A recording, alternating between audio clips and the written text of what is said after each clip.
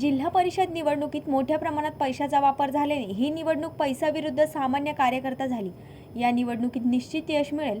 दरवर्षीप्रमाणे भाजपाचे मंत्री आशिष शेलार अंगणेवाडीत येतात। जिल्ह्याच्या विकासात त्यांचे योगदान असते, त्यामुळे दरवर्षीप्रमाणे त्यांच्याबरोबर चर्चा झाली। दरवर्षीप्रमाणे अंगणेवाडी बराडे देवीचा आशीर्वाद आम्हाला आहे आणि या वर्षीचा मनोभावे आम्ही त्याची पूजा केली आणि आशीर्वाद तिथे घेतले।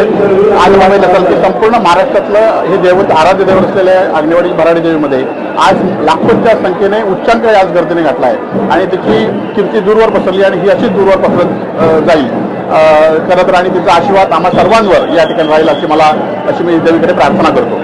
जिल्हा परिषद निवडणुका पार पडल्यात, आज निकाल देखील जाहीर होतो, काय प्रतिक्रिया? खरं तर जिल्हा परिषदच्या निवडणुका आपण बघितलं असाल की मोठ्या प्रमाणात पैशाचा वापर झाल्यामुळे खुल्याम हे झाल्यामुळे ही निवडणूक खरं तर सत्ता पैसा विरुद्ध सामान्य आणि निष्ठावंत कार्यकर्ते झाली होती। आम्हाला निश्चित चांगलं यश मिळेल अशी मला खात्री आहे। काही वेळापूर्वी आशिष शेलार यांच्याशी देखील इथे भेट घेतलेली आहे, काय चर्चा झाली? नाही, दरवर्षी अंगणवाडी बराडे देवी नेतृत्व येतात। जिल्ह्याच्या विकासामध्ये त्यांचं योगदान असतं। निश्चितपणे त्यांच्यावर